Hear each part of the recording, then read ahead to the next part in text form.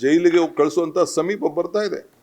Ready ಇದೀನಿ ಕುಮಾರಣ್ಣ, you are my brother. ನೀನು ನನಗೆ ಜೈಲು ಕಳಿಸ್ಬೇಕು ಅಂತ ಆಯ್ತು, ನೀನು ಆಶೀರ್ವಾದ ಮಾಡು. ಕೃಷ್ಣ ಜನ್ಮಸ್ಥಳದಲ್ಲೂ ನಾನು ಇದ್ದವ್, ನೀನು ಕೂಡ ಬಂದು ನಾನು ಭೇಟಿ ಮಾಡಿದ್ದೀನಿ. DK's cautions against force acquisition, land deal, ನಾನು ಲ್ಯಾಂಡ್ ಡೀಲ್ ಅಂತ.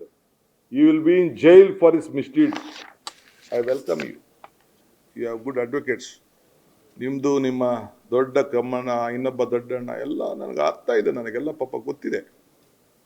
ನಿಮ್ಮ ಪ್ರಯತ್ನ, ನಿಮ್ಮ ಹೋರಾಟ, ನಿಮ್ಮ ಶ್ರಮ ಏನು, ಬೇರೆ ಬೇರೆ ನಾಯಕರುಗಳು ಯಾರು ಬೆಳಿಬಾರ್ದು ಅಂತ ಹೇಳಿ ನಿಮ್ದು ಏನು ಇದೆಯಲ್ಲ ಎಲ್ಲ ನನಗೆ ಅರಿವಿದೆ.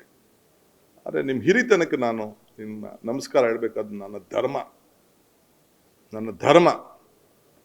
ಸೊ ಅದನ್ನು ನಾನು ಗೌರವವನ್ನು ಕೊಡೋದನ್ನ ನೀವು ಸ್ವೀಕಾರ ಮಾಡೋಕ್ಕೆ ಆಗಲಿಲ್ಲ ಅಂದರೆ ಅದು ನಿಮ್ಮ ಪಾಡು, ನಿಮ್ಗೆ ಬಿಟ್ಟಿದ್ದು. ಆದರೆ ನಾನು ಯಾರಿಗೂ ಕೂಡ ಕೆಟ್ಟದನ್ನು ಬಯಸೋನಲ್ಲ, ನಿಮಗೂ ಕೂಡ ಕೆಟ್ಟದನ್ನು ಬಯಸುವುದಿಲ್ಲ. ನನಗೇನು ನೀವು ಜೈಲಿಗೆ ಕಳಿಸ್ಬೇಕು ಅಂತ ತಾವು ಸಂಕಲ್ಪ ಮಾಡಿದ್ದೀರಿ, ಬೇಕಾದ್ರೆ ಮುಂದುವರಿರಿ. ಆ ಜೈಲಿಗೆ ಹೋಗಿ ಬಂದೇ ಈ ರಾಜ್ಯದ ಮುಖ್ಯಮಂತ್ರಿ ಆಗಿ ನಾನು ಇಲ್ಲಿ ಕೂತಿದ್ದೀನಿ.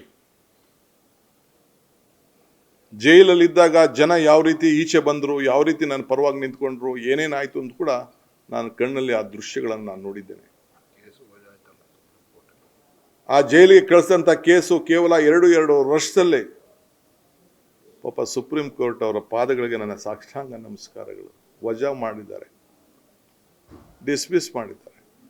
ಇರಲಿ, ನೋವು ಅನುಭವಿಸೋ ನಾನು ಆ ಕೋಣೆಯಲ್ಲಿ ಏನು ಅನುಭವಿಸಿದೆ, ನನ್ನ ಕುಟುಂಬ ಅನುಭವಿಸ್ತು. ನನಗೋಸ್ಕರ ನನ್ನ ತಾಯಿಂದಿರು, ಇಡೀ ರಾಜ್ಯದ ನನ್ನ ತಾಯಿಂದಿರು, ಯುವಕರು, ಹಿರಿಯರು ಕಣ್ಣಲ್ಲಿ ನೀರು ಹಾಕಿ ಪ್ರಾರ್ಥನೆ ಮಾಡಿ ನನ್ನನ್ನು ಜೈಲಿಂದ ಕರ್ಕೊಂಡು ಬಂದರು.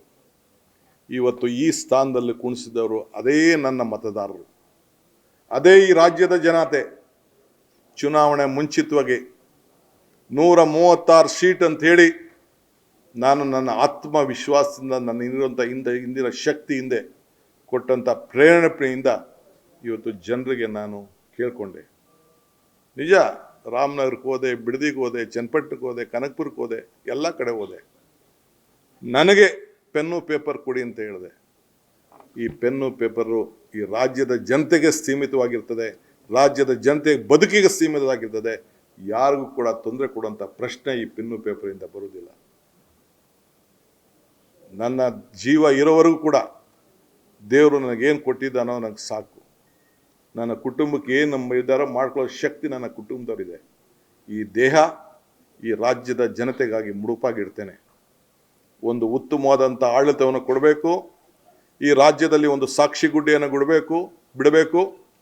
ಪ್ರತಿ ಹಂತದಲ್ಲಿ, ಪ್ರತಿ ದಿನ ಕೂಡ ನನ್ನ ಆಡಳಿತದಲ್ಲಿ ರಾಜ್ಯದಲ್ಲಿ ಸುಭಿಕ್ಷ ಆಗಿರಬೇಕು ಅನ್ನೋದು ನನ್ನ ಕರ್ತವ್ಯ ಮತ್ತು ನನ್ನ ಧರ್ಮ.